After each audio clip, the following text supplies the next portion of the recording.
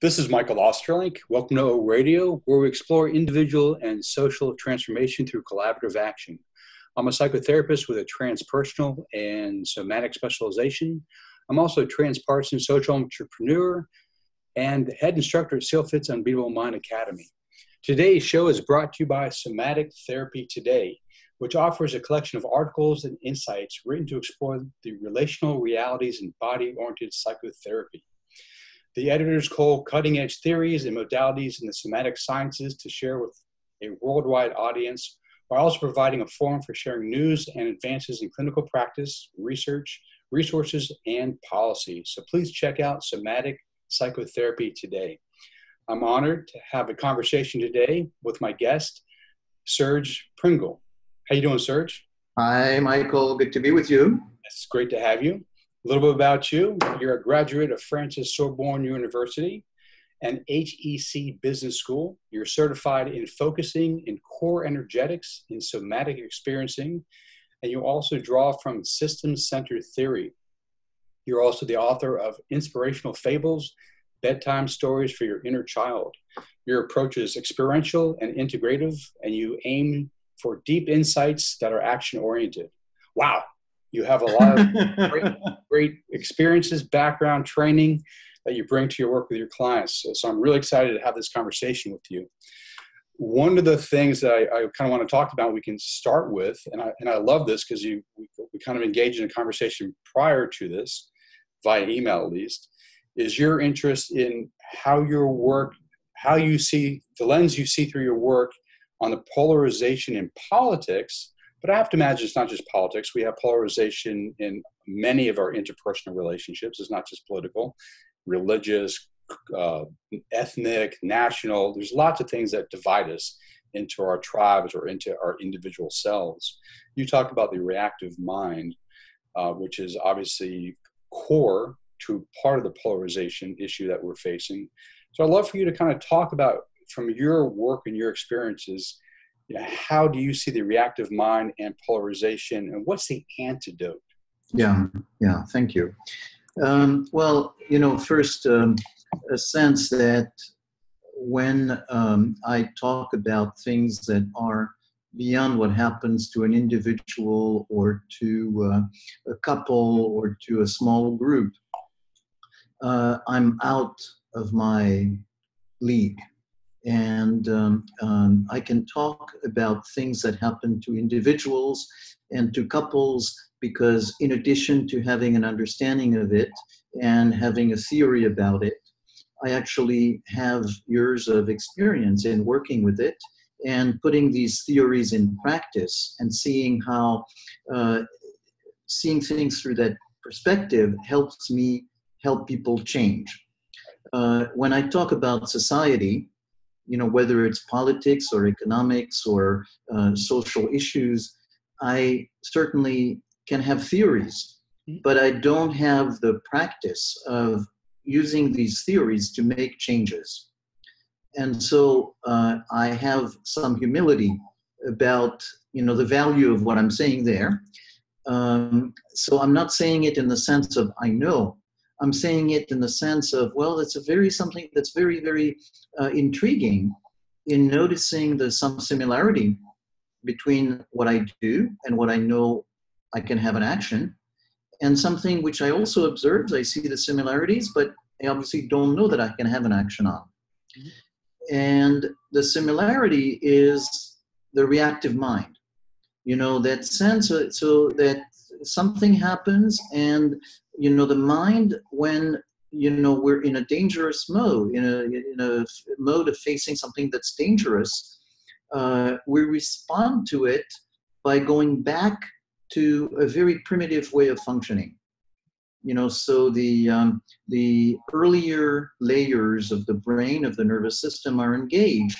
The more sophisticated parts of the brain that give us more perspective, more of a sense of the due diligence for it, are kind of shut down. And what also happens when two people or more people are involved in a situation like this, you have a process that kind of gets into a spiral, and more activated and more of a taking to diametrically opposed positions. So when we deal with individuals, when we deal with, say, couples therapy, or when we deal with one person and paying attention to what happens in their relationships with other people, it's relatively easy to deal with the variables and show that to people so that they can, kind of shift from the vicious cycle of escalating turmoil to more and more safety. Can I ask you a question? Yeah. You use the term reactive mind, and Yeah. talk about the brain, the mind, the nervous system. I have to imagine you have a much broader view of the mind than just, mentation. Yeah. Yeah. Maybe, and since you're somatically oriented, core energetics, somatic experiencing, focusing, you obviously have a much more broader perspective than just, changing one's cognition. You work. Yeah. Yeah. So can you talk about your, kind of step back and talk about your definition of mind and how you bring in the body into this work in this active space? Yeah. So, I think that I like the question very, very much, because I think where you're approaching it is that, we're not talking about the old dichotomy of mind, body, spirit on the one hand, something that is kind of unsubstantial, body is there and is organic. But, essentially, I think of it in terms of process, that even the body itself, the body is not just the bones, the flesh, it's a process, because otherwise the dead body, there's a very big difference between a dead body and a living body. And it's not that some kind of a soul has left the body to make it go from alive to dead, but is the process has stopped, or the certain process that's called life. So then the process, the organ that's most closely related to the mind is the brain. But the brain is not all of the mind. The mind is our consciousness, is our unconscious, is how we essentially the process by which we apprehend the world, and we regulate ourselves and regulate our interactions with the world. Right on. Good. Very clear. Okay. So walk us through. So let's use a couple as an example, because I think it's much more real for people to understand, because everyone's in a relationship of some kind, whether it's romantic, everyone has a parent of some sort, so that everyone understands relationships to some degree. Talk us through a relationship. You can use anyone you've worked with.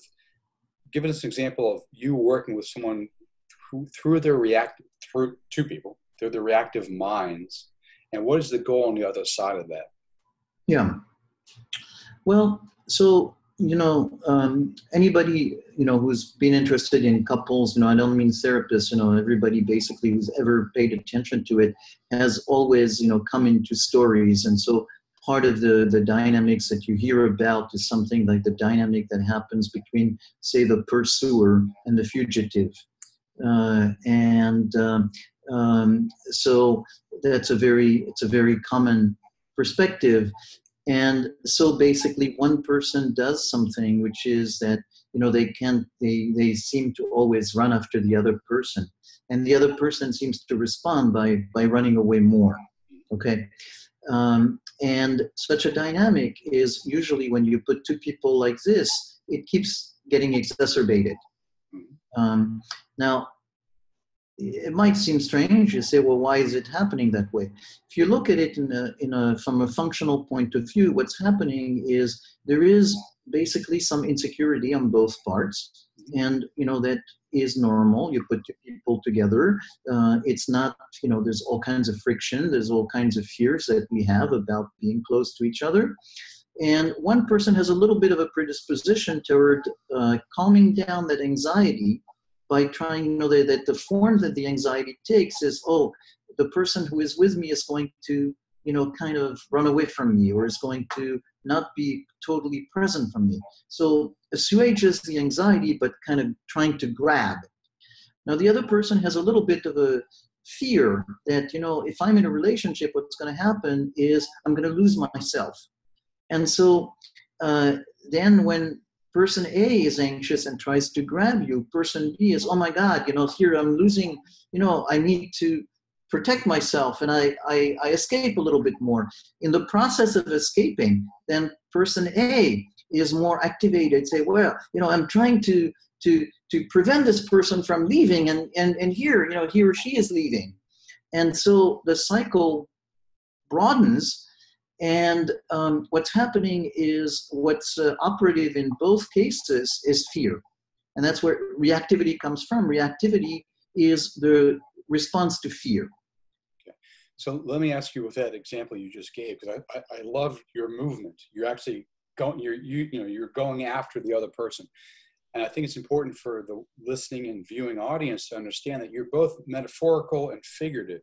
Like, yeah, there is movement of the body towards the other person, but it's not necessarily chasing them around the room. No, it's you know, I guess. So actually, let me just ask you this. So when you talk about someone's chasing someone else, the physical body is involved, but it's not necessarily really chasing them around. I think that's a wonderful point. I'm so happy you make the point here, because you know, I use gestures and body language to show clients the dynamic. And so, yeah, as you, and so because when you see it that way, it comes to life, and then it's easier to notice it in yourself. All the more so that sometimes, you know, you don't have, you know, certainly don't have the running around the room and the other person is not, but it could be the subtle gesture, like, you know, as this moment we're talking. And so as we're talking, let's say I move a little forward. And so I move maybe a couple of inches, but you are, say, looking at me, noticing the moving a couple of inches. You're not even necessarily noticing it consciously, but unconsciously you perceive this movement forward. And so as a reaction to it, even unconsciously, you're going to go a little backwards that way. And so if I have that fear of you, you know, running away or coming forward, that little dance that we're going to do, that's going to be so subtle, is going to actually take, you know, be amplified in our brains, in our mind, in our consciousness. Now, would you also say, besides the actual physical movement forward and possibly the physical movement backwards, that I might also have other physiological responses, unconscious? Perhaps my breathing gets restricted as my way of escaping, or at least limiting the contact. Can you talk about other besides distance? Other ways? Besides distance, absolutely. So, you know, the whole principle of this is that we are, you know, we're not just a cognition that's separate from the body, but we are a whole organism. And we're not a whole organism that's an independent unit, but we're very much, you know, immersed in our environment. So just the same way as a tree, you know, has roots to draw stuff from the earth, has leaves to get the sun, you know, gets the water, you know, essentially we're connected, we're in constant interaction with our environment. And so the way we perceive a situation is essentially as either something that is positive or something that is threatening. And at a very basic level, our whole body reacts to it. So you've had the experience sometimes of being in a place where something feels a little strange. You don't see anything, you know, in particular, but your shoulders are raised. You're kind of, you know, what's happening, okay? And conversely, you've also had the experience of sometimes, you know, and the is like, you know, the tension, you know, and so your face relaxes, your shoulders relax, and that's coming up, and so that, you know, again, even if it's not very visible, is part of the implicit movement, incipient movement. So when you work with a couple, yeah, I heard you say you kind of amplified this so they can actually see what they actually do. Is this like a mirror so they can see their reactive mind through their embodiedness. Yeah, yeah. So the embodiedness is for instance, in a couple that like to do is to marry that sense of showing them the dynamics. So showing, I stand on one side, then I stand on the other side to show one person does and the other, so that the pattern becomes clear. And in seeing the pattern, it's also clear that there is a dance, that it's not just one person doing something and the other is unrelated, but that there is a loop that comes and gets strengthened by one pattern reinforcing the other, and connect that to the inner experience that each person has while being there. And so that if you're able to see what you do, you're able to see it in context of what the dance is with the other person, and you're also able to see what is happening inside. Then you have a lot of grip, in which you can change something and explore it, because you realize that that part of you, when it's there, is only a fraction of you. This is not all of you that's in there. That's you in the loop. Okay? So it makes complete sense why you talked that you use an experiential and integrative approach. Yeah.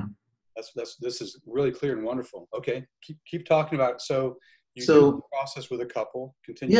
Yeah. So then you really kind of have a sense of one way to do that is to imagine, for instance, that you go, there's in New York City, you have these rooms, these stores where people go to smoke cigars because we're not allowed to smoke cigars in the street. And so people go there and they're all smoking cigars together. And so you imagine that a cigar by itself has a lot of smell. And if you have all of these cigars together, what it would be. And so imagine you don't smoke cigars, but you go into this room, you hang in there for 5 minutes, you go out. And when you come out, I would imagine that you stink of cigar. Okay? So then that smell, Michael smelling of cigar, does not mean it's Michael in general. It's just Michael after staying 5 minutes in a smoke-filled room. Okay, so the idea then is to realize that the experience you have at that moment is not all of you, is not the person, is not Michael, is not Serge, but is Michael or Serge in a certain set of circumstances. And you start to notice the coordinates, if you want, of that certain attitude, that certain mood. The inner correlate, and the correlates in terms of what the environment is. Okay. And so as you realize it's not all of you, then you be a little more curious about, well, if I tweak this and if I tweak that, what will happen? Okay. So in a way, just like in a physical dance, if I change a little bit some of my pacing and some of the way I dance, I can influence my partner. And so from passive, you become active. I love the metaphor of dance. Visually, that's wonderful. The way you talked about that, the word I use is we turn people into rocks. Oh, that's just who they are. That's their identity. And we do everything to keep that locked into place. And so they assume that's who they are. So they have no curiosity for attempting something different. And we don't like them changing. So we do, our little dance to keep them locked into place. That's just kind of my interpretation of some of the work that I do. But I love what I hear you saying, because you're saying we're not rocks, we're dancers. And we have curiosity, so we're not stuck. We can be playful. No. And in that playfulness, we can break out of these reactive patterns that I hear you talking about. Yeah. I love the dance metaphor. That's wonderful. Yeah, thank you. Yeah, so there's the stuckness, I like the word stuck, because stuck is that, you just, we try stuff and it doesn't work. And so we feel more stuck. But essentially what we're doing is we're repeating the same thing, feeling that we try different things, but essentially we're still repeating the same pattern. If I say something and, my partner doesn't understand it, then maybe if I say it louder, maybe they will get it, just like you go to a country where people don't speak English, and if you speak louder, maybe they'll get it, And so the thing is really about deconstructing the situation, saying, well, this is why it's happening. And so once you deconstruct it a little bit, then you have more of a sense of where you can have some action. So talk about that. So you help clients, you help a couple see their reactive patterning and how it's not just one person, it's a dance between the two. So they become more conscious about their own inner experience and their role in interpersonally with the other person. Then what happens? So then, I think before we talk about change, there's something that, the thing that makes change possible is not just the knowledge, which is what that understanding the patterns is, but is safety. Because all of these patterns are related to fear. The reason that we are reactive is because fear basically brings a sense of, there is clear and present danger. So we rely on the more primitive parts of our mind and our, to use the solutions that we have. And we have not necessarily examined of how well they work, because there is a sense of the pressure of danger, and that's what reactivity is. Got it. So understanding the patterns but not having a sense of safety brings no possibility of change. And so, what's really important in the therapy is to create a sense of, safety and trust between the partners. And when seeing how each contributes to the pattern and seeing how the two fit usually is a way that is deeply reassuring to people, because they realize that, it's not just one person who's bad, but, there is, it takes two to create that dance. And that each of them, genuinely wants something better to take place. And so there is a letting down, that little movement that I do. Because, essentially there's always the fear that it's going to be, am I maybe responsible for a big part? Or is my partner really not wanting to change? When people see actually, well, I'm not responsible for the whole thing, and my partner also sees that they're responsible for something and want to collaborate and change, then there is kind of that sense of, relief and trust. And with the relief and trust comes the possibility of playfulness. And let me ask you a question right at that spot. So yeah. People have that kind of aha moment where they see or they experience that the bigger picture, their role in it, their partner sees the bigger picture, their role in it. What I hear you saying is that gives the couple a sense of safety. And out of that safety, then they can feel comfortable enough to start experimenting. But I'm curious, is there ever a time where you might introduce practices which increase that level of safety and decrease the reactive reptilian mammalian part of our brain, like breath work as an example? Yeah, absolutely. So, the whole idea is once people become aware of how reactivity is fueled by fear, and safety and trust, kind of help change, then it becomes, a joint endeavor to find ways in which they can, foster the sense of safety and trust. And so it goes from behaviors, ways of talking, things you do individually, things you can do together, but, absolutely breathing, movement, but it can also be something very simple like, gently touching. It can be something like, just playing with distance. Good. Moving a little bit, the two people are at a certain distance, but even though the distance feels right, don't see anything wrong. Try what it would be like to just walk a few steps back and check with your partner how it feels, then walk closer. So all of these is a very embodied way of paying attention to not just, say breathing as the equivalent of take 2 aspirins and it will do an effect, but kind of a more, holistic thing of noticing that, there is a kind of a chain of cause and effect between what you do, where you are, and how you feel. Nice, nice. Okay, so you've created this space, this safety. Then what would happen in your session? So a lot of it is actually that, in a way, just simply building the place of safety.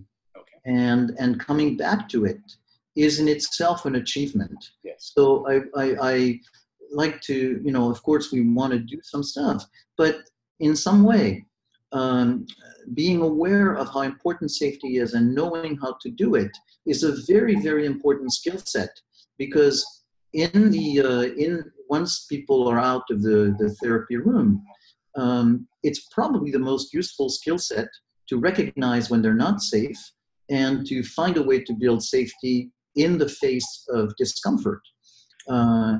Do you also work with tone and volume, like having them aware of how they show up verbally with their partner and how that might have an effect on the partner? Yeah. So, a sense of, we're talking about, it's not, say, tone, volume, and body language and everything else being isolated. Yeah. But is really, if you think of it, all of these things are, symptoms or facets, the image of the metaphor of the different faces of a diamond. So all of these different things are faces or entry points. Nice. Into that whole gestalt, if you want, of how one person responds. And so paying attention to all of these things, including tone and so on, not, alone. For instance, I'm not so keen on just saying you don't shout or, that kind of stuff, because then it becomes a question of making some behaviors bad or good or paying attention to the external. But really, the more interesting thing is, notice the impact that, this has on your partner, and notice where it's coming from. Okay. Yeah. And so then you have more of a sense of where it's rooted and how it's not doing what you want it to do. Right. And the combination, realization of one, it's not working, and two, maybe I'm not dealing with what's really underneath it, gives you more motivation to change it. Right on. Okay. I love that. Yeah. And I love the idea of that it's not just, creating safety is an end in and of itself. And the more, what I hear you saying, it's an end in and of itself. And the more safety you can create between the couples, the less problem. I don't want to put words in your mouth, but safety is an end in and of itself and a means to other things that you're attempting to do, like the curiosity, the experiments, trying new things in the relationship. So let's just assume for the moment that you've created some sense of safety, and obviously you want more over time. What other type of interventions would you do to instill curiosity and playfulness so the couple can try new ways of relating with one another? So, I could talk about some things that I actively do, but I think one of the things that I find very, very useful is actually when people are in a place of safety and, somebody does spontaneously something. Oh, nice. And it usually happens, because that's the whole point, is when you're safe, there's something that happens, and it could be very subtle. My job is really to be there and observing what is, and kind of reinforcing it.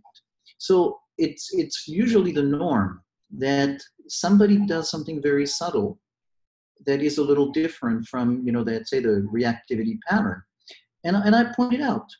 And I pointed out not just in terms of look at what happened, but, inviting the person who did it to see what that experience was, and inviting the partner to see what their experience was in doing and noticing that. And so, again, what we're talking about is noticing what happens, relating it to inner experience, relating it to the effect it has on the other person, kind of also increasing their ability to notice it in real life.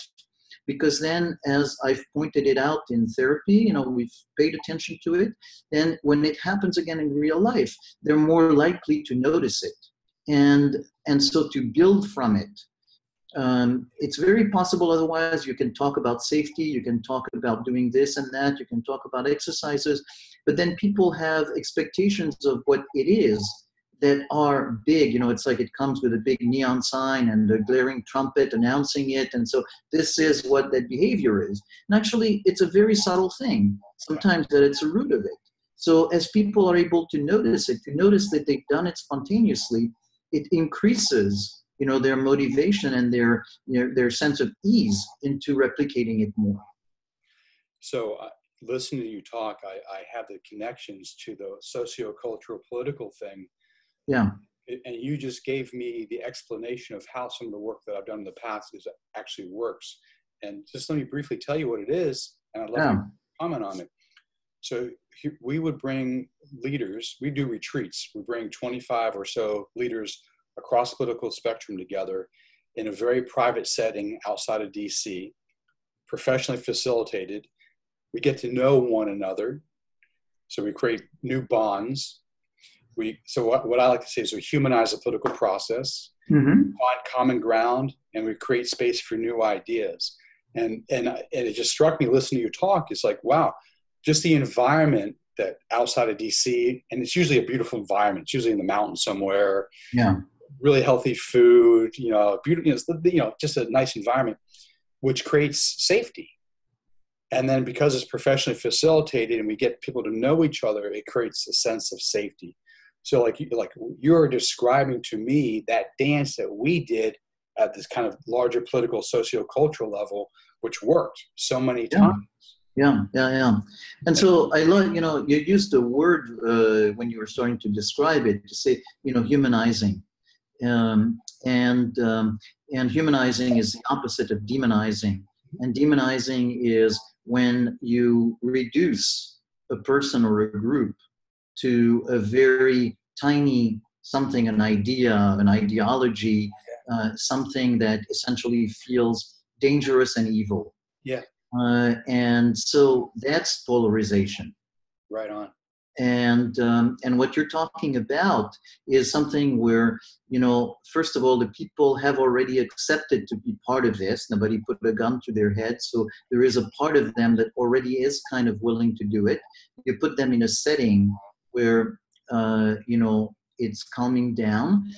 They see that the people who are there probably have similar intentions. And so there's already, some of that similar goodwill and sense of trust that comes from the two partners being in couples therapy, and then kind of going beyond the knee-jerk reaction to finding safety so that you can go a little further. Right on.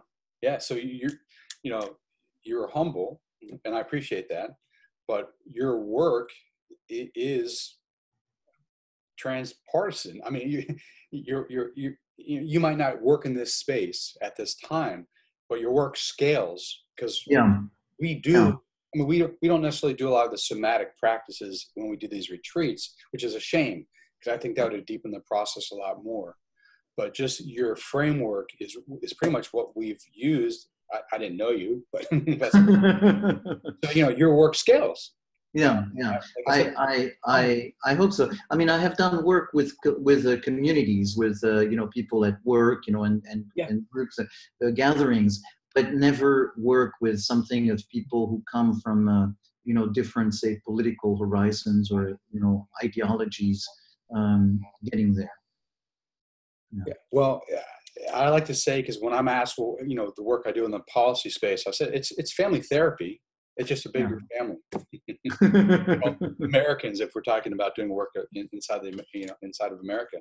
But I really appreciate because you take a very somatic approach, but you also take a very systemic approach. Yeah. Can you talk a little bit about your writing? Because I know you've written books and you do some workshops, I believe. Talk a little bit. I like I'm a very experiential person. I like to. I think that, I love to talk and I love ideas and I love to talk about theories and concepts, But I noticed that in general, talking about theories and concepts, it's pretty hard to make a lasting impact on people, except say people who are in the same wavelengths, have thought about it, and then you have concepts, and then they respond to it because they've been really thinking about it a lot. But otherwise, usually I find that it's experiences that change people. So I really like the idea of sharing my experiences, transmitting my experiences in a form of creating a setting where people can have an experience of it, and that's why I tend to do more experiential workshop as opposed to say talking. Okay. And in terms of writing, I kind of like to do things where, playing with words and pictures and something that gets a little bit more of the kind of the, the images, the right brain involved, as opposed to simply following things in a very intellectual manner. Okay. So where can people learn more about your workshops, more about your writing? How can people find out about your work if they want to work with you as an individual or in couples? So for my work as a therapist, proactivechange.com. So proactive change, for obvious reasons, after you listen to it. And I do a lot of stuff of putting forth ideas and so on, nonprofit, interviewing other people, or people who, kind of promoting a sense of what, a good way of living would be on proactivemindfulness.com. Now, where are you located? I'm in New York City. Do you work with people at a distance, like if via the web? Yeah, I have some clients actually that I work with on phone or internet on Skype. Yeah. Okay, excellent. So your two websites one more time. So proactivechange.com is for my practice, and proactivemindfulness.com is for good ideas. Awesome. Thank you, Serge. Great to talk to you. Thanks, Michael.